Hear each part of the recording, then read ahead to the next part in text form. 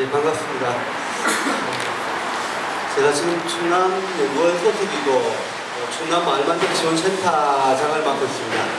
그 전에 충남에 간 지가 지금 6년째가 되고, 그 전에 바로 인근에 전라도 진안에서 10년 일을 하고 갔습니다. 그때 고향은 제가 진주입니다. 이제. 태어나기는 여기 태어났는데 부산에서 컸고요. 예, 고향 저기 의령 함안 접하고 있는 지수면이 제가 태어난 고향인데, 고향 떠나가지고 돌다가 지금 다시 고향 동네로 온 것 같습니다. 오늘 제가 드릴 말씀은 그동안 제가 여기저기서 자주 하던 이야기입니다. 박경 교수님은 워낙 좀 쉽게 해라, 그림을 많이 빼라고 그러셨는데, 다시는 새로 다듬을 틈은 없을 거예요. 자료 여러분 읽으시기에는 아마 그게 좀 낫겠다 싶긴 합니다. 제가 주로 드린 말씀은 이런 농촌 정책에 관여를 하면서 보고 느꼈던, 또 제가 직접 해봤던 경험들 중심으로 말씀을 드릴까 싶습니다. 핵심은 이런 경험 속에서 제가 봤을 때 4가지 근본 과제, 제가 그동안 판단해본 핵심적인 문제가 뭐냐 했을 때 이 4가지가 핵심적인 문제가 아니냐, 그럼 문제를 풀려면 어떤 방향으로 가야 될 것이냐 했을 때 4가지 제안 정도 큰 틀에서 해볼까 싶습니다. 여기는 아마 모이신 분도 굉장히 다양한 영역에서 와 계신 것 같고, 토론하시는 분들도 그동안 활동에 큰 접점은 없었던 것 같습니다. 그냥 그렇게 해가지고 우리가 논리적으로 또 이런 모르는 관계들은 아닌데 실제 이래서는 많이 만나지 못했던 부분이라 싶습니다. 그럼에도 불구하고 정책의 영역은 조금씩 달랐어도 문제점이라든지 가야 될 방향은 비슷하지 않겠나 싶습니다. 제가 여기 자료 보시면 이게 우리 스스로 만들어간다는 표현이 있습니다. 제가 이 말을 썼던 이유는 정책이라고 하는 게 사실은 전문가 내지는 행정에서 만든다고 생각하는 건 굉장히 우리가 오래된 착각이었다고 합니다. 정책은 원래 지역사회에 살고 있는 주민이나 단체, 민간하고 행정이 같이 만나서 협의를 통해서 만드는 것이 정책인데, 어느 순간 행정의 영역으로 넘어가고 우리는 반대하거나 내지는 또 해달라고 요구하는 있잖아요. 그런 시대를 오랫동안 살아온 게 아닌가 싶습니다. 결국 우리는 우리 스스로 이 정책을 어떻게 만들어갈 거냐, 행정은 주민들의 목소리를 분명히 들어야 되고, 주민들은 지역사회 우리 주인공으로서 우리가 요구를 해야 되고, 또 우리가 또 책임져야 될 부분이 있다고 합니다. 그래서 같이 만들어간다는, 이게 사실은 요즘 많이 이야기하는 민관협치 거버넌스라고 합니다. 이 거버넌스의 일환으로 이게 사회혁신이 논의되는 거라고 합니다. 사회혁신도 오랫동안 이야기되어 왔지만 왜 사회혁신이 잘 일어나지 않느냐 그러면, 사회혁신이 일어날 수 있는 사회적 토양이 우리가 형성되어 있지 않다고 합니다. 특히 정책, 행정의 영역이 별로 변하지 않았던 게 가장 큰 숙제가 아닌가 싶습니다. 그런 맥락에서 말씀드리겠습니다. 첫 번째로 하여튼 농촌 농민을 충남의 삼농이라고 보고 있는데, 삼농을 논의하기 이전에도 사실 농촌 농민은 서로 불가분의 관계로 서로 맞물려 가지고 있던 거라고 봅니다. 농업과 농촌은 뗄 수가 없고 농민도 그 속에 있는 것인데, 사회의 변화와 더불어 분리되어 왔죠. 서로 단절되어 왔습니다. 농촌과 농민, 예를 들어 농촌에 농민이 당연히 살아야 될 텐데 농촌에 살지 않는 농민들이 너무 많아지고 있습니다. 이걸 어떻게 바라볼 거냐, 농촌 안에도 농사 짓지 않는 주민들도 굉장히 늘어나고 있습니다. 이런 문제 어떻게 바라볼 거냐, 그랬을 때 이 관계들을 우리가 시대에 맞게끔 재구성을 할 필요가 있긴 하지만은, 한국 농업 역사를 보자면 농업을 산업적으로 지나치게 돌출시켜서 경제 생계 수단이잖아요. 현금 수익을 얻기 위한 수단으로만 같이 지역사회와의 관련성들은 무시해왔던 농업이 아닌가. 그리고 농민들의 삶과 분리되어 있는 농민운동이라고 할까요? 그런 방식이 또 한때 강력하게 있었다 봅니다.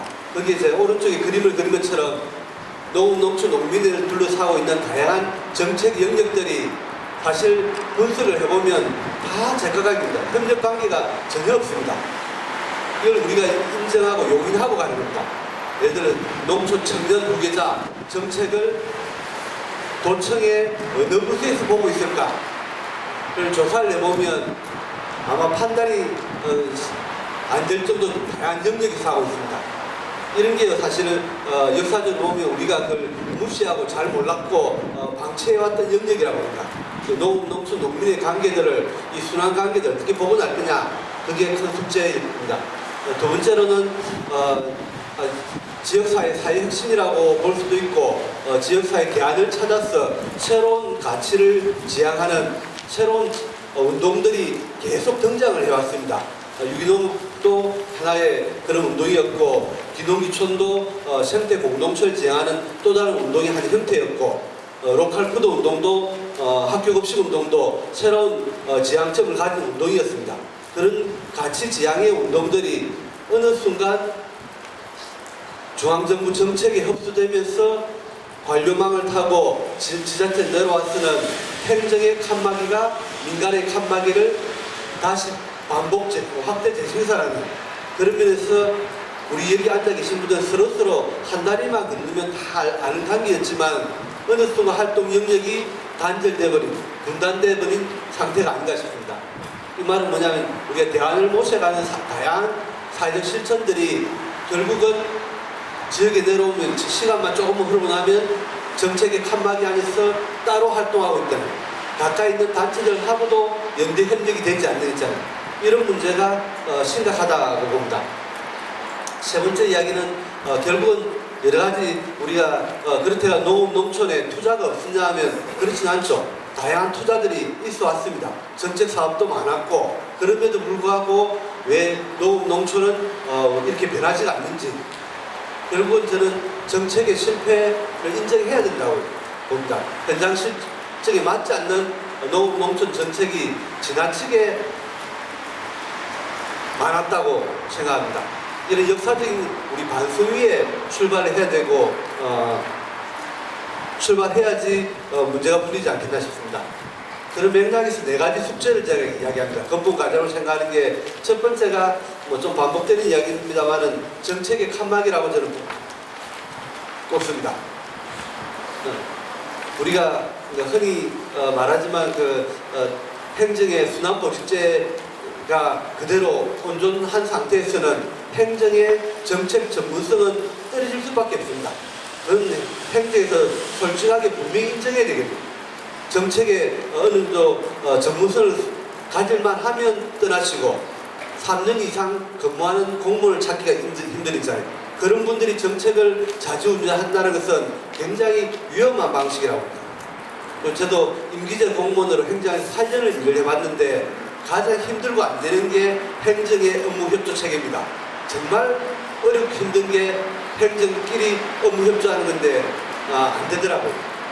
여기 그려진 그림은 공동체라는 키워드를 가지고 중앙정부에서 지자체까지 업무 라인이 어떻게 되는지를 위에서 아래로 그려본 겁니다. 이걸 이제 정책의 영역을 조금 바꿔보면 또 다르게 그릴 수가 있을 겁니다. 다만 명확한 건 뭐냐 그러면 중앙정부의 칸막이가 지자체의 정책 칸막이로 그대로 반복 생산되고 있고 그 칸막이가 민간단체 사이의 칸막이를 그대로 만들고 있다는 거예요. 지역 현장에 맞는 정책이 만들어지는 게 아니라 중앙정부에서 만들어진 정책이 인류적 내려오는 구조를 그대로 지금 되고 있다는 거예요. 이걸 우리가 정확하게 꿰뚫고 바꿔내지 않으면 중앙정부에 아무리 정책을 요구해도 지역 현장에 내려오면 제대로 된 정책 의도가 사라지고 그냥 단순한 사업으로 남아서 사업으로 집행되고 말아버린다고 합니다. 가장 바람직하기로는 아래쪽에 현장의 주민들의 요구와 필요가 상향식으로 하살표의 반대 방향으로 올라가서 중앙의 정책이 결정되고 다시 내려오는 이런 구조가 돼야 되는데 아직까지는 전혀 그렇지 못한 것 같습니다. 전국에 좀 괜찮다는 좀 돋보이는 사례를 참고해가지고 중앙정부 정책이 만들어지고 맥락도 모르는 행정망을 타고 광역 기초로 내려오는 이런 구조입니다. 그러면서 옆을 쳐다보지 않는 있잖아요. 예를 들어 푸드플랜, 최근에 가장 유행하는 정책 중에 하나가 사회적 농업이잖아요. 사회적 농업은 광역 기초지자체 내려오면 담당자는 맥락도 모르는 상태에서 뭐 사회주의 농업 아니냐 그런 소리까지 나올 정도입니다. 이게 사실은 정책의 취지, 도입된 취지가 사라지고 현장 실정에 맞지 않게 집행될 수밖에 없는, 그러면서 사회적 노업을 실천하려고 하는 사람은 담당 공무원하고 정말 많이 싸워야 되고, 한 1년 전 돼가 좀 알만하시면 그때쯤 짐 사들고 딴 데 가버리시고, 이게 우리가 지금도 반복되고 있는 거 아니냐 싶습니다. 자, 두 번째 이야기입니다. 정책으로는 정말 다양한 투자들이 이루어져 왔지만은 왜 그 많은 투자에도 불구하고 우리 지역 농촌 현장에 들어와 보면 활동가가 남아있지 않냐는, 농식품부, 특히 농식품부 정책은 대부분 다 보도사업입니다. 민간 협치의 관점 자체가 없고, 이게 행정이 해야 될 일인지 민간이 해야 될 일인지를 구분을 못합니다. 행정이 해줘야 될 일을 못하니까 민간의 위탁에가 맡긴다는 관점이 없고, 모든 것을 보도사업으로 다 풉니다. 예를 들어 민간단체가 하는 활동 중에 상당 부분은 공적인 일입니다. 행정이 해줘야 될 일을 안 하니까 민간이 맡았던 일이거든요. 그럼에도 불구하고 행정에서는 그걸 보조금을 처리하려고 하고, 보조금 주니까 당연히 인건비는 안 준다는 거예요. 이게 보조사업인지 위탁사업인지를 구분 못하는 정책이 너무 많다는 거예요. 일회성, 단발성, 단년도에 보조사업만 남발하다 보니까 농촌 현장엔 사람 한 명이 찾기가 힘들 정도로, 특히 명단에 들어가면 활동가 정말 드뭅니다. 그 활동가조차 결국 오래 가지 못하고 다른 일로 알바를 해야 되고, 코로나 대책 무슨 면사무소에서 일자리가 만들어지면 거기 가서 또 일도 해봐야 되고, 이런 문제가 생긴다 봅니다. 저는 민관협치의 거버넌스 구조를 정확하게 요구하고, 거기에 거버넌스라고 한다면 거버넌스 틀에 맞게끔 정책의 공동집행이란 관점에서 중간지원조직 설치를 강력하게 요구해야 된답니다. 농업회수도 그 일환일 것이고, 이게 행정은 지금 사실은 너무 비대해져 있습니다. 솔직하게 인정해야 되는 건 뭐냐면, 행정의 기간제, 그리고 지금 공무직으로 전환되어 있잖아요. 정말 숫자가 많이 있습니다.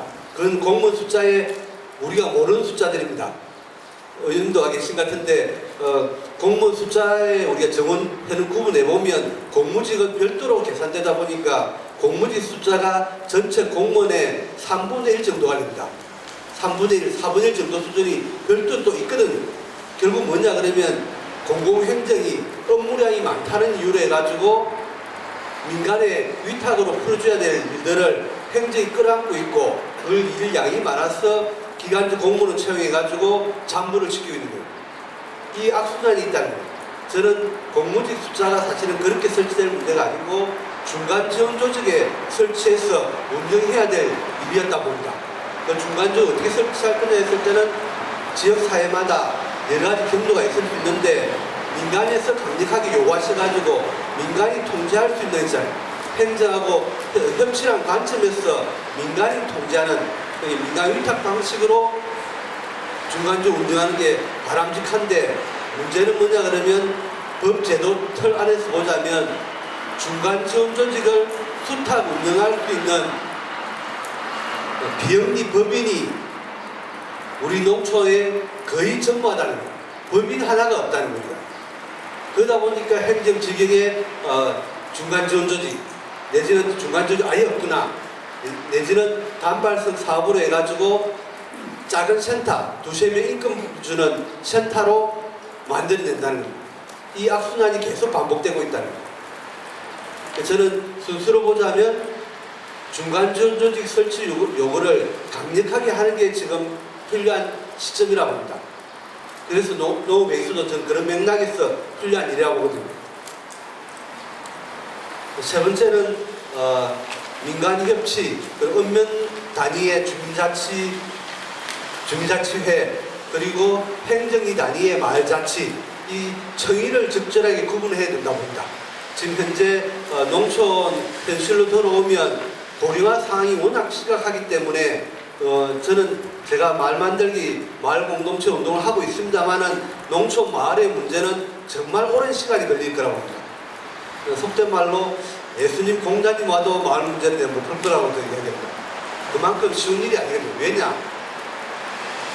마을 밖에 민간 협치의 시스템도 안 갖춰져 있고, 마을을 도와줄 수 있는 읍면 단위의 주민자치회도 봉사단체로 전락돼 있고 주민들의 의견이 반영돼서 지역 정책이 결정되는 시스템 자체가 없다 보니까 주민들이 그만큼 열심히 목소리를 높여도 안 풀리더라는 겁니다. 이것도 마찬가지로 순서로 보자면 민간협치, 시군 단위의 민간협치 시스템을 구축하는 게 그나마 가장 쉽고 빠른 길입니다. 빨리 될 수 있는 부분입니다. 그것도 광역에서 정책적으로 시군을 유도하면 빠른 시간 내에 됩니다. 제도적 시스템 구축하는 것은 빨리 되는데 거기에 이제 질적인 역량을 갖추는 건 시간이 걸리겠죠. 시군 단위의 민간협치의 제도적 시스템 구축을 빨리 하고 그리고 읍면동 단위의 주민자치회 전환을 서두르고 그리고 행정리 마을까지 내려가는 있잖아요. 그 순서가 현실적으로는 올바른 선택이 아니겠냐. 이게 지금 현재 판단입니다. 네 번째 과제는 정책의 협력, 융복합 부분입니다. 주민들은 다양한 꿈을 꾸고 다양한 요구들을 하고 있습니다. 근데 이게 정책 칸막이가 있다 보니 협력이 안 되는 구조입니다. 우리가 분명히 인식을 해야 될 것은 뭐냐 그러면 우리나라의 자치단체 규모가 너무 크다는 겁니다. 지방자치제가 부활될 때 군 단위를 지방자치의 기초 단위로 했다는 게 지금 현실로 보자면 굉장히 오류였다는 판단입니다. 주민들의 의견이 정책에 반영되기에는 너무 멉니다. 우리가 인구 10,000명쯤 되면 정말 큰 자치단체라고 볼 수가 있는데 실제로 인구 3만 정도 자치단체는 너무 작으니까 통합하자는 걸 여전히 많은 사람들이 생각하는 것 같습니다. 그런 저는 지방자치의 출발점으로 생각해보자면 주민들의 의견이 정책에 반영되고 정책을 직접 민주주의로 결정이 가능했잖아요. 그런 구조에서는 굉장히 왜곡된 방식이라고 합니다. 현재로서 저는 읍면동 단위의 정책 융복합을 어떻게 실현할 거냐 했을 때 주민들이 주민자치회를 주도해가지고 재구성하는 있잖아요. 지금 그 전환 과정에 적극적으로 결합하고 주민자치회 산하의 지역농업 분과를 반드시 조직하고 교육, 문화, 복지, 환경 이런 정책의 다양한 영역들을 주민들이 의사결정하는 거기에 필요한 예산을 주민참여예산제라는 다양한 방식으로 요구하는 있잖아요. 그게 현실적으로 필요할 것인데 모든 읍면마다 동시에는 불가능할 겁니다. 다만 이런 사례들을 경남에서 몇 개라도 발굴한다면 그 사례는 빨리 전파될 것이라고 합니다. 그런 것 중에 하나가 최근에 등장하고 있는 게 읍면동장을 주민추천으로 뽑자고 하는 있잖아요. 행정의 직위공모제를 응용한 방식인데 하여튼 개방형으로 읍면동장을 뽑을 수도 있고 그렇습니다. 그런 맥락에서 우리가 주민자치회에 관심을 가져본 적이 없잖아요. 농촌 정책에 관여한 분들은 농식품부도 그렇고 대부분 다 저 공사단체고 이익단체고 이제 읍면동장이 임명한 사람들이고 그런 이야기를 합니다. 저는 초기 출발이 전혀 그렇지가 않았는데 지나다 보니까 이렇게 분질되어 있다고 보아야 되더라고요. 사실 저는 주민자치회보다 더 큰 문제가 있는 것은 이장제도라고 합니다. 이장제도는 일제시대 유산이고 반드시 바꿔야 될 제도인데 정치 문제 때문에 아무도 그 말을 공개적인 세상에서 못하시는 것 같습니다. 저는 네 가지 방향을 간단하게 말씀드리면 첫 번째가 정책의 실패를 인정하고 정책 설계를 바꾸자는 겁니다. 현장의 주민들은 항상 꿈과 희망을 가지고 열심히 살고 있습니다. 농민들이 게을러 가지고 농촌이 모양이 된 게 아니잖아요. 항상 꿈을 꾸고 뭔가 열심히 노력합니다. 노력하지만 그 꿈에 부응하지 못했던 게 지금 정책이라고 합니다. 정책 설계를 빨리 바꾸자고 합니다. 여기에 대해서 다양한 그룹들이 모여가지고 토론을 하면서 정책의 질을 어떻게 우리가 높일 거냐, 행정의 주도권을 넘기지 말고 항상 테이블에 앉아서 같이 토론하는 있잖아요. 그런 방향으로 가도록 요구해야 될 것이라고 합니다. 두 번째로는 아까 잠깐 보여드린 민간협치의 정책 시스템들을 오른쪽에 있는 것처럼 모든 정책 영역마다 구상을 하자는 겁니다. 저는 여기 1번부터 10번까지 적어놓은 게 있는데 이게 제가 지금까지 경험 속에서 발견했던 10가지 핵심 과제라고 봅니다. 행정의 총괄조정부서, 업무협조체계, 세 번째가 순환보직제, 어떻게 극복할 거냐. 이게 해결이 안 되면 정책은 질이 높아질 수가 없습니다. 민간 쪽이 아무리 협력을 한데도 행정에서는 사람이 계속 바뀌다 보니까 될 수가 없다는 겁니다. 민간은 민간대로 협력하고 당사자 조직을 만들고 네트워크 법인까지 설립을 해야 될 것이라고 봅니다. 이런 구도 속에 중간 조직이 설치된다면 거버넌스 구조 위에서 제대로 된 역할을 할 수 있을 텐데 지금의 중간 조직은 여러 가지 경로 중에서 현실적인 선택을 하면서 움직이다 보니 정책 칸막이에 있어서 통합형의 중간 조직이 설치가 안 되는 겁니다. 저희 같은 사람은 통합형의 중간 조직을 설치해야 된다고 그렇게 노래를 불러도 행정의 조직 개편을 전제하지 않으면 통합형이 될 수가 없습니다. 이런 점에 대해서 좀 많이 검토를 하고 가야 될 것이라고 봅니다. 세 번째로는 새로운 가치 지향을 내세우는 정책들이 계속 등장을 하고 있습니다. 등장을 하고 있지만 왜 이게 제대로 집행이 안 되느냐 했을 때 저는 다양한 새로운 가치 지향을 가진 정책들은 적절하게 하나의 영역으로 모여야 될 것이라고 봅니다. 그 말은 뭐냐, 행정의 조직 개편을 반드시 해가지고 같은 과로 모아야 된다는 겁니다. 예를 들어 경남도에 사역식 추진단을 만드는 것처럼 하나의 과로 적어도 4개 팀, 5개 팀, 거의 4, 5개의 정책 영역은 한 영역으로 모여야지 정책의 가치가 발현이 된다고 합니다. 거기에 맞게끔 적절하게 중간 조직도 설치되어야 되는 것이죠. 그걸 우리가 지금 못 보고 있으면 아무리 좋은 가치를 주장하는 정책들을 중앙부처, 지자체 행정에 요구를 해도 실제 집행에서는 왜곡될 수 있다고 봅니다. 네 번째로는 아까 말씀드린 것처럼 우리가 지금 군 단위가 작다고 하지만은 모든 군도 인구가 작다 해도 아무리 작아도 2만 명입니다. 3만 명, 5만 명, 10만 명. 읍내 가보면 다 도시형입니다. 전체 가구수 중에서 농가가 차지하는 비율은 아무리 높다 해도 40%입니다. 대개는 20%, 10가구 중에 2가구만 농가입니다. 결국 우리 농촌 군 단위도 도농통합형이거든요. 이 읍내에 있는 소비자들을 먼저 조직하고 그 소비자가 농촌을 방문하고 농촌의 먹거리를 해결해 줘야 되죠. 학교급식도 그런 맥락에서 출발했던 운동이었는데 어느 순간 서울급식으로 가니 하여튼 왜곡돼 가는 것 같습니다. 기농기촌 가장 가까이 있는 읍내 사람들이 면으로 다시 들어와 줘야 되는데 그런 분들은 안 들어오시고 멀리 대도시에서 오는 분들만 바라본다는 거예요. 도농교육, 마을교육공동체 다 그렇다는 거예요. 저는 지역수단경제란 표현이 있지 않습니까? 군 단위 내에서의 도농교육, 도농수단하는 이 시스템을 만들고 국가와 시장경제에 편입되지 않는 일정한 권력을 형성해야지 지속 가능한 지역사회가 될 것이라고 합니다. 도농순환의 지자체를 지향을 해야 된다고 합니다. 이게 방향이고 그런 방향의 새로운 정책들이 계속 나오고 있습니다. 이런 걸 좀 참고하시면서 이런 정책에 결합해가지고 우리가 이걸 어떻게 활용할 거냐 검토를 하셔야 되는데 자치분권 흐름 속에서 재정분권은 되고 1단계로 사무이양이 되었습니다. 장려되고 2단계, 3단계로 중앙정부 사무가 지방으로 넘어옵니다. 재정분권의 속도는 굉장히 느리고 그러지만 지자체 행정에서 민간에서 통제를 하지 않으면 이양된 재정은 일반에게로 편입되다 보니 대규모 개발 사업으로 넘어갈 확률이 아주 높습니다. 특히 지자체 단체장의 공약 사업으로 다 넘어갈 겁니다. 이 점을 계속 감시 감독하면서 가야 될 것이라고 봅니다.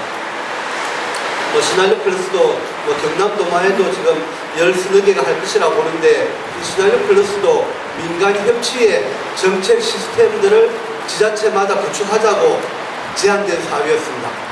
물론 사람마다 조금 전문가마다 다르게 바라보긴 하지만 도입된 의도는 그랬습니다. 농촌 정책의 민간 협치 시스템을 구축하자고 하는 사업이거든요. 지금 현재도 경남도에 진행되고 있으니 여기 결합해가지고 적절하게 활용해보면 좋겠습니다.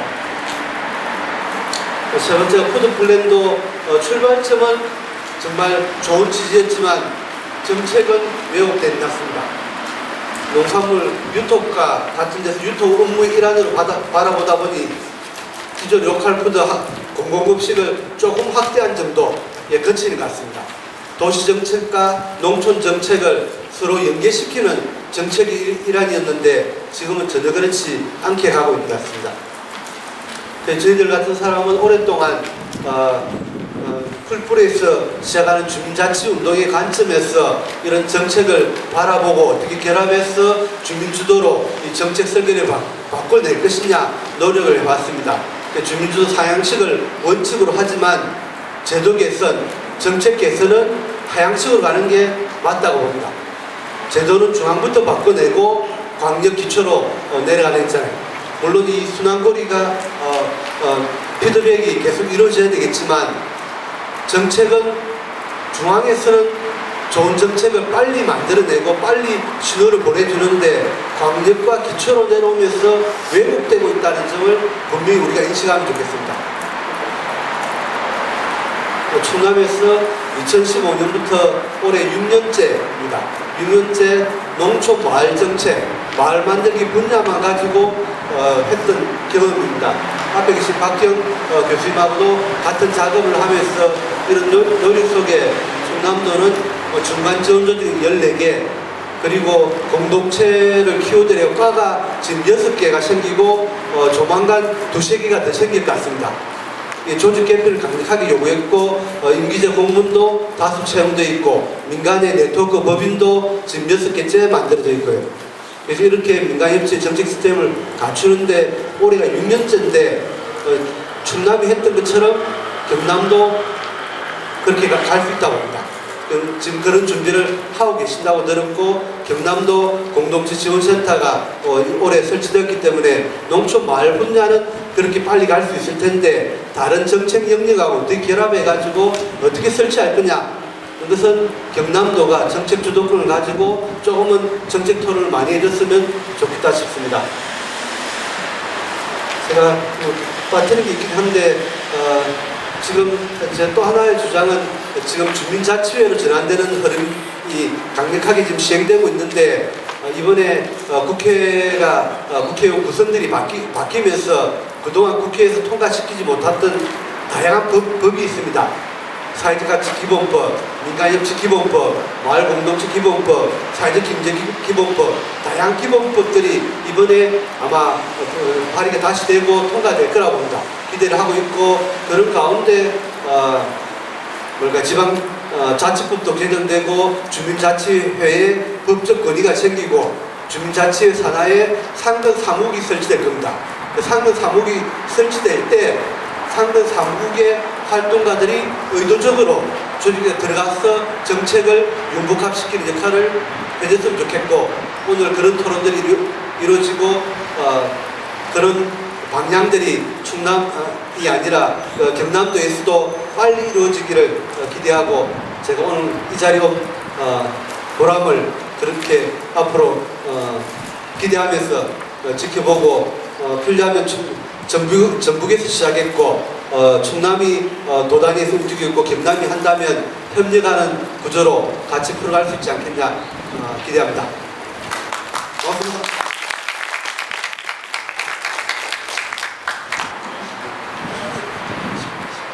네, 반갑습니다. 방금 소개받은 지역재단의 기획이사 이창환입니다.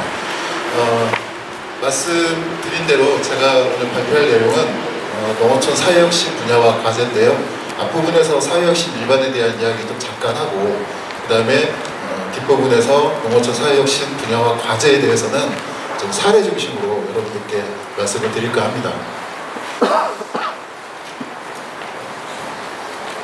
네, 요즘 몇 년 전부터 부쩍 이 사회혁신이라고 하는 용어가 지금 많이 사용되고 있고 또 다양한 주체에 의해서 이런저런 시도들이 많이 진행이 되고 있습니다.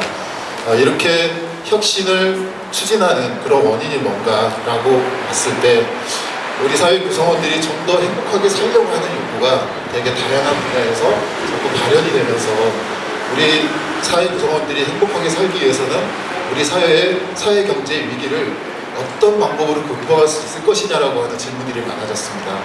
그래서 이 질문에 대한 이런 다양한 질문에 대한 질문의 과정에서 찾은 대답이 사회혁신이다라고 이렇게 간단하게 말씀드릴 수가 있겠고요. 이러한 그 변화를 추구하는 원인은 크게 이제 경제 사회 위기, 인과학적 위기, 지속 가능성 위기 이렇게 큰 틀에서 말씀드릴 수가 있을 것 같습니다. 경제 사회 위기는 무엇보다도 이제 불평등이 가장 중요한 이슈가 되고 있고, 그다음에 인과학적 위기는 여러분 잘 아시다시피 저출산 고령화가 아주 중요한 문제이고요. 이 지속 가능성의 위기는 우리가 지금 한정된 자원을 가지고 있는데 계속적으로 경제 성장이 할 수 있겠느냐, 그런 한정된 자원 가지고는 계속적인 경제 성장에 한계가 있지 않느냐라고 하는 그런 지속 가능성의 위기입니다. 이렇게 세 가지 위기의 바탕에서 다양한 사회혁신 분야가 이렇게 존재할 것 같습니다. 그런데 문제는 아까 세 가지 위기가 이제 변화를 촉구하는 그런 이제 계기다라고 말씀드렸는데, 이러한 새로운 위기 속에서 과연 기존의 해법이 통할 것인가라고 하는 것이 우리가 중요하게 생각해봐야 될 그런 문제인 것 같습니다. 즉 시장이나 국가라고 하는 시스템을 통해서 이러한 위기를 극복하고 뭔가 혁신적인 변화를 만들어낼 수 있을까라고 하는 문제입니다. 그래서 제가 뭐 케인즈 의문 공유주의 비극 이렇게 해놨지만 하나만 딱 말씀드리면 여러분 아시는 분도 계실 거지만, 이미 케인즈는 1930년대 대공황 때 이 대공황의 위기는 시장을 통해서 극복할 수 없다라고 하는 것을 주장을 했습니다. 즉 간단히 설명을 드리면 이 시장을 통해서 위기를 극복한다는 것은 시장 안에서 생산과 공급을 조절한다는 거예요. 그런데 엄청나게 많은 이 상품에 대해서 또는 생산자와 소비자가 시장의 모든 정보를 다 알 수 없습니다. 그렇기 때문에 시장이 이 위기를 극복할 수 없고, 더군다나 그 엄청나게 많은 정보를 국가가 온전하게 알고 통제할 수도 없다는 겁니다. 그렇기 때문에 이 시장이나 국가가 이 위기를 절대 극복할 수 없다라고 하는 거고, 그런 의미에서 이제 공유주의 비극이라고 하는 것은 대략 아시죠? 그러니까 공동으로 사용하는 목소리가 개인의 이기심에 의해서 황무지로 변한다고 하는 그런 이론인데요. 그래서 이걸 공유주의 비극을 주장한 학자는 시장 해법과 국가적 해법을 내놔요. 그렇지만 그게 반대되는 의견을 낸 학자가 있습니다. 그것은 원칙 없이 이용되는 자유유용지밖에 아니다. 그래서 공유주의라고 하는 것은 커뮤니티에 의해서 생산이 조정되는 것을 의미한다. 이런 이제 반대 주장을 하고, 그러한 반대 주장이 이론과 여러 사례를 통해서 검증이 된 바 있습니다. 근데 그런 의미에서 이 위기라고 하는 것이 시장과 국가는 해결할 수 없고, 이런 의문에 대한 해답은 바로 커뮤니티, 즉 공동체, 시민사회, 사회적 경제 등이 문제 해결 능력이 뛰어날 수 있다라고 하는 그러한 이제 의견들이 제시되기 시작합니다. 지금도 마찬가지죠. 우리가 이제 신자유주의를 겪으면서 상당한 여러 이제 위기를 겪고 있습니다. 이 위기 속에서 우리가 국가나 시장이 이 위기를 온전하게 해결할 수 있다라고 믿는 사람은 아마 소수일 겁니다. 여기 계신 분들은 그렇게 생각하지 않으시고 오히려 그런 공동체 시민사회에 의해서 그런 문제를 해결해 나가는 그런 것이 더 중요하다라고 생각할 수 있을 것 같습니다. 그런 의미에서 이 사회혁신이라고 하는 것은 시장과 국가의 틈을 확장하는 것이 사회혁신의 의미라고 말씀드릴 수가 있겠습니다. 이 사회혁신은 성격은 이렇게 6가지 이렇게 제시되고 있는데요. 좀 내용이 어렵습니다. 그래서 제가 이 노펄푸드 운동이 활성화됐던 그 과정을 통해서, 설명을 통해서 이 사회혁신의 성격에 대해서 여러분들이 쉽게 이해하실 수 있도록 말씀을 드릴까 합니다. 2000년대 초반만 하더라도 우리나라에 이 노펄푸드의 다양한 사례가 없었어요. 제가 이제 전라북도 김제에서 이제 농사를 짓고 있을 때, 그때 이제 주로 하시던 일들이 저기 전주 남부시장에 새벽 시장이 있어요. 그래서 그 전라북도 지역 생산 농민들이 새벽에 자기가 생산한 농산물을 갖고 나와서 그 주변 상인들한테 파는 거, 이쪽에 이제 상인하고 직거래. 그 다음에 이제 직거래 장터, 도시에서 여는 직거래 장터 이런 정도의 사례밖에 없었습니다. 그런데 이제 그 선진적인 학자들, 활동가들이 유럽이나 미국의 노팔푸드 사례를 연구하고 그것을 어떻게 적용할 건지를 고민을 많이 하기 시작했고요. 그런 과정에서 2008년도에 완주군이 선제적으로 노팔푸드 정책을 본격적으로 도입을 하게 됩니다. 물론 그 전에도 노팔푸드 운동에 대한 흐름이 있었지만 완주군의 그런 모델이 어떤 가시적인 성과를 내면서 노팔푸드 운동이 비약적으로 이제 커지게 되죠. 그 비약적인 운동의 과정을 거쳐서 농식품부가 이 노팔푸드를 제도화하고 정책적으로 지원하게 됐죠. 일명 직거래법을 만들고 여러 가지 이제 정책을 생산하고 이제 지원을 하고 있잖아요. 물론 이러한 제도화가 100%다 좋은 건 아닙니다만은 어찌됐건 노팔푸드를 확장하고 이 소농과 이 가성농이 생산한 농산물을 제값을 받을 수 있고 생산자와 소비자의 사회적 거리를 좀 더 줄일 수 있는 그런 이제 효과를 내면서 이런 노팔푸드 정책의 확산이 사회 전체적으로 공동체적인 효용을 증대시킨 결과로 귀결이 된 건 사실입니다. 이 과정을 여러분들이 이제 이해를 하시면 이 사회 혁신의 성격이 뭔가를 실물적으로 이해를 하실 수 있을 거라고 생각을 합니다. 그래서 이 사회 혁신은 전통적으로 이제 개혁의 대상에서 약간 비껴나간 이런 비즈니스 영역을 포함해가지고 사회운동, 이 정책까지를 포괄하는 개념으로 많은 이제 그 전문가들이 이야기를 하고 있습니다. 그래서 어떤 이제 이 전문가는 앞으로 이 사회혁신이 운동 영역에서 더 확장성이 있을 거다라고 이렇게 전망을 합니다. 그러면서 이제 예를 드는 게 주빌리 운동이라고 하는데요. 우리 사회에는 부실채권이 되게 많잖아요. 이 부실채권은 시장에서 사들여서 채권자한테 압박을 넣는 이런 것들이 많기 때문에 기부를 받아서 부실채권을 속아가요. 그러니까 문제 제기형이 아니라 문제 해결형 사회운동 방식으로 해서 혁신을 만들어가는 그런 것들이 앞으로 더 많아질 거 아니냐라고 그렇게 전망을 하고 있습니다. 일반적인 그 다른 분야의 혁신 과정과 이 사회혁신 과정이 어떻게 다른가는 이 그림을 보시고 이해를 하실 수 있을 것 같습니다. 일반적인 그 혁신 깔때기 모형은 다양한 아이디어를 모아서 경쟁을 통해서 걸러가지고 최종적으로 선택된 한 가지를 기업, 조직, 사회에 적용해서 일정한 성과를 내는 게 이제 일반적인 혁신 깔때기 모형인데 사회혁신 나서는 모형은 예를 들어 이제 문제의식을 갖고 그걸 해결할 수 있는 아이디어를 만들고 이거에 대한 성과를 검증하고 또 확산 과정을 어떻게 만들 건지를 고민하고 결국 이제 그 사례가 확대되는 이러한 이제 구조가 일반적인 혁신 깔때기 모형하고 사회혁신 나선형 모형하고의 근본적인 차이점이라고 말씀을 드릴 수가 있겠습니다. 이게 이제 그 사회혁신 나선형 모형에 대한 설명의 얘기입니다. 제가 앞에서 말씀드렸던 것을 6가지로 좀 세분화해서 제시한 거니까 이건 보시면은 이해를 하실 수 있을 것 같습니다. 사회혁신을 위한 핵심 요소와 공통 요소인데요. 핵심 요소는 아이디어를 내기보다는 실천과 실행을 위한 그런 이제 요소라고 이해를 하시면 될 것 같고 공통 요소는 이 핵심 요소를 실행하는 방법에 대한 것입니다.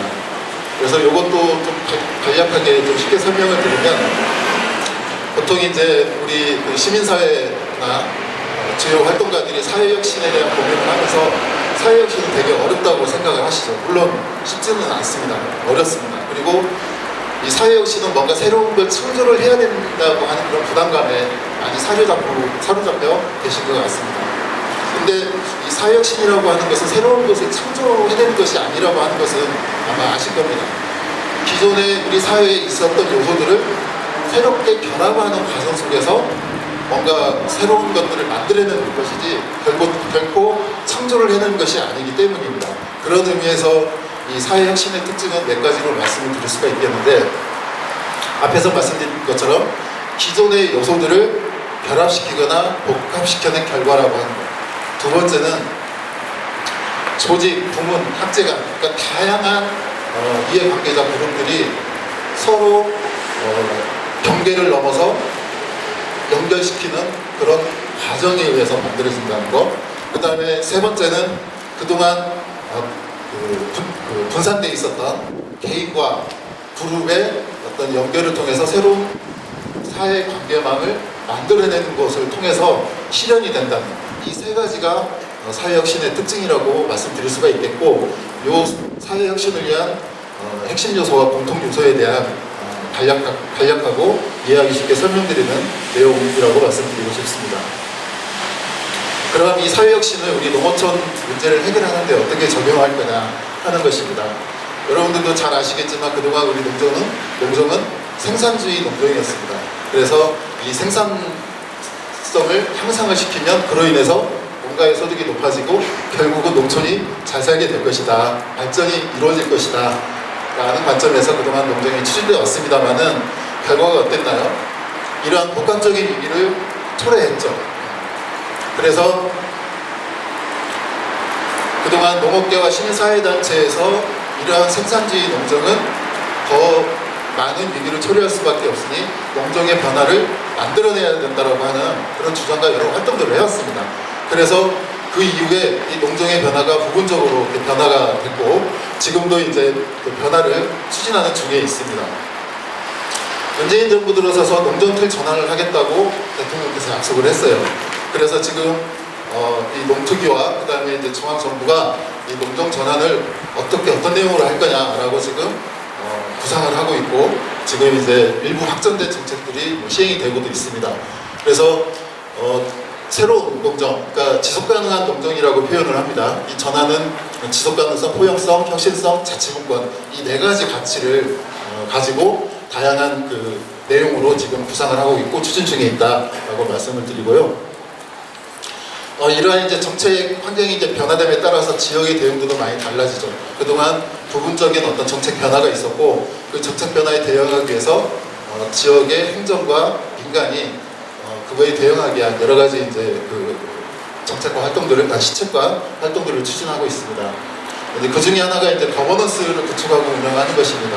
이제 상향식 지역개발 또는 상향식 정책을 수립하는 이런 과정을 만들어 가다 보니까 이 거버넌스라고 하는 중요성이 상당히 높아졌습니다. 그런데 앞에 이제 교장님 박사님께서도 잠깐 말씀하셨지만 이 현재 이 거버넌스가 민주적 운영에 보장되고 있는가, 그 다음에 실질적인 민간협치 시스템이 구축되었는가, 그 다음에 민간 주체의 운영은 어떻게 향상을 시킬 것인가, 이런 문제는 여전히 아직 미흡한 과제로 남아있고 어떻게 보면 이런 것들이 우리 농어촌 혁신의 과제다라고 말씀을 드릴 수가 있겠고요.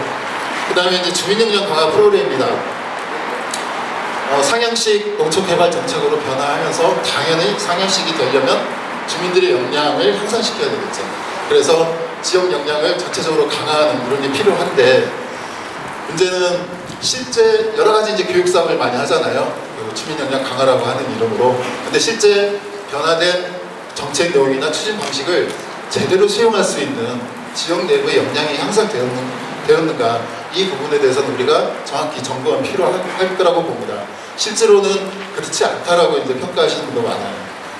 그리고 부족하다고 하면 지역 역량 강화를 위해서 필요한 게 뭐냐, 그리고 역량 강화를 위한 방법을 보다 다양하게 할 수가 없느냐, 그냥 집합식 교육으로 끝나는 게 아니라 정책 전에 예를 들어 사전 상호학습과 어떤 실천의 계기를 만들어주고 정책이 이제 시행되는 시점부터 해가지고 주민들이 교육 중심보다는 뭔가 실천의 과정을 통해서 역량을 강화할 수 있는 이런 방법 등 여러 가지 방법에 대해서 우리가 이제 해결해야 되는 문제가 있습니다. 그리고 이제 이것도 역시 교장님 박사님께 말씀하셨지만 정책에 따라서 다양한 중간 조직이 설립이 되죠. 그러니까 중앙정부에 대한 정책도 있고 지자체가 독자적으로 한 정책도 중간 지원 조직이 설립을 해서 지원하는 역할을 하고 있는데요. 광역과 시군에 걸쳐 중간 지원 조직이 설립하고 이제 일을 하고 있습니다만은 이 분야는 다른데 결과적으로 비슷한 내용의 교육과 사업이 진행이 되고 있는 거예요. 그래서 많은 이제 지역의 활동가들이나 주민들이 요구하는 것이 전체적인 지역의 통합적인 발전을 염두에 두고 좀 더 효율적이고 시너지를 많이 발휘할 수 있는 중간 지원 조직, 추진 체계를 만들 수 없느냐, 이런 이제 문제 제기들이 많았어요. 그래서 이런 것들은 바로 행정 체계에서 분절됐던 그런 결과이고요. 그것을 구체적으로 말씀드리면 이런 부서 간 부처 간 칸막이 이런 문제도 있었고 여러 가지 문제가 있습니다. 근데 이제 문제는 이 통합형 중간 조직이 그런 필요성은 되게 크지만 이런 것들을 쉽게 만들 수 있는 아직까지 여건이 안 되기 때문에 지금 이것이 통합형 중간 조직이 제대로 확산되지 못하고 있다. 일부 이제 광역하고 기초지자체에서는 몇 가지를 기능을 엮어서 이제 통합형으로 추진을 하고 있습니다만 여전히 전체적인 것을 아우르지 못하는 한계가 있고 또 광역단위 이제 통합형 중간전 조직에 대해서 연구와 논의가 진행이 되고 있지만 대개 이제 진척이 무린 그런 상황이기 때문에 그런 문제도 우리가 농어촌 해결해야 될 혁신 과제로 삼을 수가 있을 것 같습니다. 농어촌 사회혁신에 대한 제안들이 나오고 있습니다. 그래서 이 농촌 사회혁신에 이민대 방식이 필요하다라고 하는 그러한 이제 연구들이 결과들이 이제 제출이 되고 있는데요. 농촌사회혁신의 길 리빙랩이라고 하는 그런 그 연구 결과 논의 내용을 보면 일단 리빙랩이라고 하는 것은 살아있는 실험실 또는 일상생활의 실험실이라고 하는 뜻을 갖고 있습니다. 그래서 이 연구에서는 주로 이제 과학기술을 통해서 우리 농촌이 안고 있는 문제점들을 해결할 수 있다라고 하는 의미로 이제 그 리빙랩을 강조를 하고 있습니다. 물론 이제 과학기술이 아니더라도 이 리빙랩을 적용해서 문제 해결을 할 수 있는 분야들이 이런 것들이 있다라고 이제 제시는 하고 있습니다. 근데 이제 또 하나는 구자현 박사님이 이제 그 책임하에 리빙랩 방식의 홍성군 장곡면 2030 발전 계획을 수립한 사례입니다.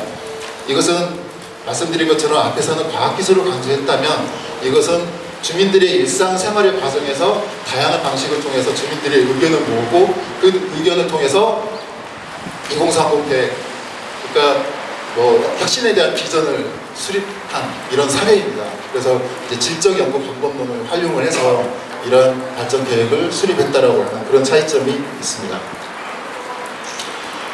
이 농어촌 개발에 있어서 혁신의 구성입니다. 이것은 이제 그 이후에 그 농촌 개발을 위한 지역사회 이니셔티브 프레임워크를 참조를 했는데요. 먼저 말씀을 드리면 우리나라는 이 농어촌 지역사회 혁신을 지원하기 위한 체계적인 그런 지원 체계가 체계적으로 구성이 되어 있지 않습니다. 유럽 같은 데는 이제 리더 프로그램이라고 하는 것을 활용을 해서 이 농촌 지역사회 혁신을 지원을 하거나 또는 아주 세부적인 지침까지도 EU 국가들 내에서 공유하고 그걸 각 나라의 시정에 맞게 적용하는 이런 이제 체계적인 지원이 있는데 우리나라는 일단 그게 부족하다는 거 그런 걸 전제하에서 EU의 사례에 의해서 혁신의 구성을 말씀을 드려보겠습니다. 그래서 첫 번째는 우리가 이제 그 너무 지역에서 자주 보는 흔한 자원, 경시하게 되는 그런 자원을 가지고 새롭게 이걸 활용 가능성을 높이는 자원 개발 가능성에 대한 문제입니다. 그리고 두 번째는 공통의 이제 프로세스인데요. 이것은 말씀 그대로 같은 비전과 어떤 그 프로세스로 우리 지역사회 혁신을 이룰 것인가라고 하는 그런 것들을 공감하는 그룹들, 그 다음에 어떤 공동 학습의 과정, 그 결과 새로운 상품과 서비스를 만들어내는 이런 집합적인 프로세스라고 하는 게 두 번째 혁신의 구성 내용이고요. 세 번째는 실험과 변화에 대한 위험을 감수할 수 있는 수용력입니다. 그리고 네 번째는 적절한 응답을 준비할 수 있는 능력인데요. 이 능력이라고 하는 것은 농촌 지역이 뭔가 혁신을 통해서 변화해야 되는 요구, 그 다음에 전체적인 상황에 대한 상황 변화에 대해서 대응할 수 있는 그런 능력을 의미하는 겁니다. 응답이라고 하는 것은. 그래서 이러한 이제 혁신의 구성을 가지고 다양한 농어촌 사회혁신 분야의 혁신을 이루게 됩니다. 사례에 대해서 말씀드려보겠습니다. 먼저 이제 농촌경제 부분인데요. 앞에서 말씀드린 대로 새로운 자원을 활용하거나 기존의 자원을 활용해서 상품과 서비스를 개발하는 것입니다. 이 도쿠시마의 가미가스 마을 사례는 이게 2003년도에 우리나라에 많이 소개가 됐어요. 근데 6차 산업 활성화 정책이 나오게 되면서 외국의 사례를 모을 때 가미가스 마을 사례를 많이 듭니다. 이 동네는 산간 지역이고 감귤을 재배했었는데 이산화탄소로 감귤나무가 다 냉해를 입어서 죽게 됐어요. 그래서 주민들이 이제 소득원이 없잖아요. 새로운 소득원을 찾는데 5년 동안 외부만 돌아다닌 거예요. 외부의 어떤 사례를 통해서 소득원을 만들어 보려고. 근데 정작 지금의 진짜 훌륭한 소득원은 자기 마을의 상간에 널려있던 나뭇잎을 새로운 어떤 활용처를 적용해서 성공한 케이스입니다. 즉 일시집 같은 데는 이제 그 접시를 데코할 때 그 나뭇잎을 많이 쓰나 봐요. 그런 것들을 발견하고 지역에 널려있는 나뭇잎을 제가 알기로는 한 300여 종을 모아가지고 그걸 포장을 해서 온라인 주문을 받아서 일식집이나 식당에 다 품어놓은 것을 통해가지고 수익을 많이 창출했습니다. 이 마을도 주로 이제 노인분들이 주된 그 구성원들입니다. 주민 1,700명 중에서 65세 이상, 절반이 65세 이상이다라고 하는 거고 300가지가 넘고 그 다음에 1인당 연소득이 3천만에서 5천만 원이 상당히 높은 거죠. 네. 그리고 이제 지역순환경제, 생산과 소비의 사회적거리 감소는 아까 말씀드렸던 이 녹할포도 학교급식, 공공급식이 이러한 역할을 일정하게 하고 있고요. 새로운 생산 방식과 서비스에 대한 공감 마케팅은 저는 이제 뒤에 사례를 말씀드리겠는데 혁신적이라고 하는 것은 생산 증진 효과를 모색하는 동시에 장기적인 발전을 위한 전망을 제시한다라고 하는 것을 전제로 해서 이 부안 타서 미래 영농조합법의 사례를 이해를 하셨으면 좋겠습니다. 이 2004년도에 영농조합법인을 만들었는데요. 농민운동 활동가 출신들이 만들었습니다. 그 뒤에 약 한 10여 년 가까이 활동을 하게 되면서 2014년도에 10명의 젊은 농부를 유입시킵니다. 이 젊은 농부들은 이입하기 전에 어떤 관계를 통해서 과연 개인 단위의 농사의 합리성이나 효율성에 대해서 많은 토론을 통해서 이 젊은 친구들이 영농조합법인에 들어오게 되고 지금은 미래 영농조합법인이 이 2세대에 의해서 주된 활동들을 진행하고 있습니다. 그리고 그동안에 쌀 중심으로 했던 것을 이 젊은 친구들이 많은 그 실험을 통해서 이제 백작물까지 생산을 확대하게 되는 이러한 이제 성과를 내기도 했습니다. 그 다음에 사회 서비스 분야입니다. 이것은 아까 이제 그 내용 중에서 낮은 인구 밀도에 대한 서비스, 그 다음에 어려운 농촌 여건에서의 직업 창출을 어떻게 할 거냐라고 하는 거기에 대한 사례입니다. 이것도 여러분들 잘 알고 계실 거라고 생각합니다. 영광은 묘락면의 여민음악 공동체 사례에 대한 얘기입니다. 여기는 이제 42개구랑 한 1,800명 정도의 인구가 거주하고 있습니다.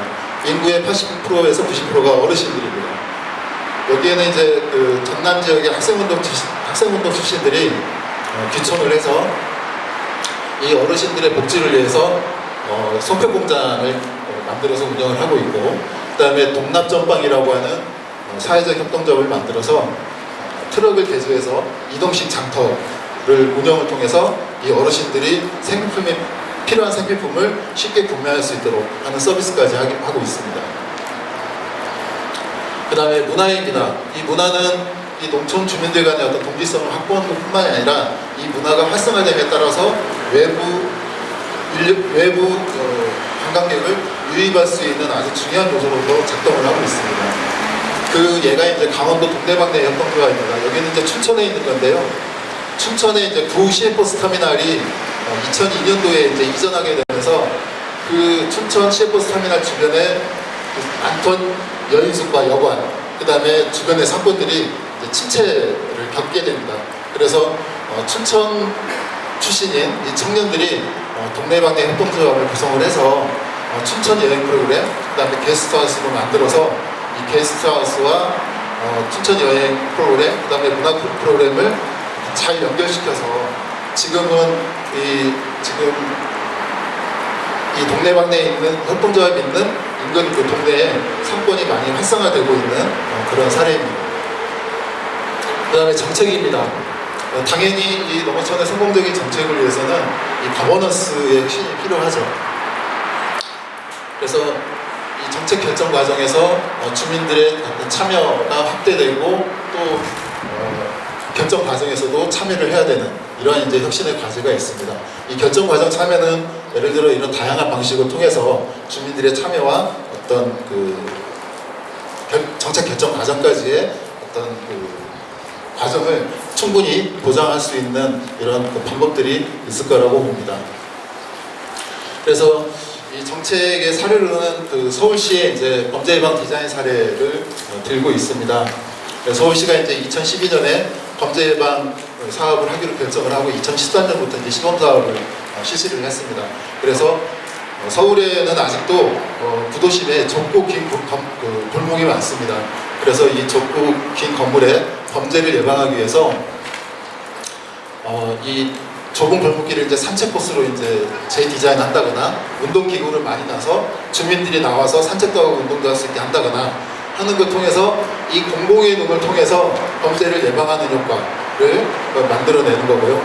또 이제 이 전봇대에 노란 페인트 칠을 하고 전봇대별로 숫자를 표기해서 만약에 범죄가 발생했을 때 신고하면 위치가 어딘지를 쉽게 찾아낼 수 있게 그렇게 만든 거고, 또 위기 상황 시에 도움을 받을 수 있는 소금 지킴이집 이런 것도 만들어내면서 사회혁신 사례로, 도시의 사회혁신 사례로 또 많이 얘기되고 있는 범죄 예방 디자인 사례입니다.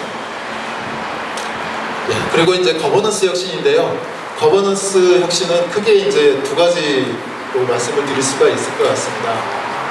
하나는 거버넌스 메커니즘을 틀로 활용해서 여러 이제 분야의 사회혁신을 만들어내는 그런 틀로 활용하는 거고, 또 하나는 거버넌스 자체도 혁신의 대상이다라고 하는 관점입니다. 그래서 이런 거버넌스의 혁신을 통해서 보다 그 민주적인 어떤 절차를 만들어내고, 그 다음에 어떤 개방성을 확대하고 폭넓은 참여와 어떤 행정의 어떤 독재적인 관행 이런 것들을 탑재할 수 있는 혁신의 결과를 만들어낼 수 있다라고 말씀을 드릴 수가 있을 것 같습니다. 그래서 이 거버넌스 사례는 협치 성북 거버넌스 사례를 제가 예를 들었습니다. 시간이 많지 않기 때문에 성북구 사례는 여러분들이 자료로 참고하시면 좋을 것 같고요. 그 다음에 홍성통 사례도 넣습니다. 이 홍성통 사례는 어떤 특정한 정책에 대한 거버넌스를 통해서 의견을 수렴하고 정책을 결정하는 과정이 아니라 일상적으로 민과 관, 그 다음에 여러 단체들이 소통하는 그런 구조의 거버넌스라고 이해를 하시면 될 것 같습니다. 그 다음에 이제 지식 분야인데요. 지식이라고 하는 것은 사실 어떤 개인이 갖고 있는 경험과 학습의 결과로 이제 명확하게 이해하고 있는 건데, 이렇게 홍성의 일소공도 사례처럼 여러 단체와 사람들이 모여서 집단적으로 같이 학습하는 것은 명시적인 지식과 암묵적인 지식을 동시에 우리가 공유할 수 있다는 거예요. 또 그런 명시적인 지식과 암묵적인 지식의 학습뿐만이 아니라 이 과정을 통해서 그러면 우리 지역의 변화를 어떻게 만들어낼 거냐고 하는 그런 솔루션까지도 함께 논의하고 뭔가를 만들어낼 수 있는 이런 구조로서 일소공도 사례를 말씀드릴 수가 있겠습니다. 그래서 종합적인 결론입니다. 제가 좀 시간이 없어서 빨리빨리 말씀을 드렸는데요. 우리가 이 농촌혁신이라고 하는 것은 앞에서 말씀드린 대로 농촌의 그동안의 누적된 구조적인 문제를 해결하기 위해서 우리가 농촌의 혁신에 대한 이야기를 하고 그것도 모색하는 과정을 만들어야 되겠죠. 이제 그런 의미에서 농촌혁신의 의미를 조금 구체적으로 말씀드리면, 아까 앞에서 말씀드렸다시피 지역의 어떤 그 공동재활화 서비스를 제공하기 위해서는 농촌 지역은 인구도 적고 또 이동거리가 너무 걸기 때문에 많은 재원이 들어갑니다. 그래서 이걸 어떻게 하면 이런 상황에서도 어떤 사회혁신을 통해서 효과적인 공동재활을 만들어내고 사회 서비스를 할 수 있을 것인가 라고 하는 것과, 그 다음에 이 인구 변화의 문제, 즉 인구 유출, 고령화, 과소화된 이런 농촌 공간을 어떻게 하면 많은 사람들이 들어와서 살 수 있는 공간으로 만들어낼 것이냐 하는 문제, 그 다음에 경제. 우리나라는 전국 어디나 비슷한 농산물을 생산하기 때문에 경쟁이 치열하죠. 이런 치열한 경쟁 속에서 어떻게 하면 보다 환경 친화적인 농산물을 생산하고 또 환경적으로 깔끔한 이 지역의 그 환경을 조성할 건가, 이런 것들이 바로 이제 새로운 경쟁의 요소로서 우리가 고민을 해봐야 된다라고 하는 겁니다. 그래서 이러한 이제 의미가 있는 것을 어떤 개별적으로 이런 문제 해결을 찾기 위한 방법보다 좀 집합적으로 지역사회 내에서 서로 연대하고 협력하는 과정 속에서 다양한 혁신 유형을 창출을 해서 이 세 가지에 기반한 구체적인 혁신의 과제들이 수행이 됐으면 좋겠다라고 말씀을 드리겠습니다. 농촌혁신의 시스템과 과정은 한번 참고해 보시면 될 것 같고요. 네, 혁신적인 공공정책은 이 혁신의 시스템과 과정을 어떻게 체계적으로 지원할 거냐라고 하는 거에 대한 문제라고 말씀을 드릴 수가 있겠습니다. 아까 앞에서 잠깐 말씀드렸지만 우리나라는 이 농촌 사회 혁신을 위해서 뭔가 체계적인 프로그램이 갖춰져 있지 않기 때문에 이 정책의 내용이나 어떤 체계 이런 것들을 어떻게 갖춰서 이 농어촌의 혁신을 좀 더 활성화할 수 있게 할 것이냐라고 하는 게 혁신적인 공공정책의 아주 핵심적인 내용이다 이렇게 말씀을 드릴 수가 있겠습니다. 예, 아무튼 제가 발표는 여기까지 마치고요. 경남이 아마 광역 단위에서 이 사회혁신 추진단이라고 만들어서 사회혁신을 이제 본격적으로 추진하는 것으로 알고 있습니다. 그래서 경남에서 여러 분야의 사회혁신 사례가 만들어지고 또 여러 분야의 사회혁신 사례가 다른 지역까지 복제 확산이 되고 좀 더 활성화될 수 있었으면 좋겠다는 말씀을 마지막으로 드리겠습니다. 고맙습니다.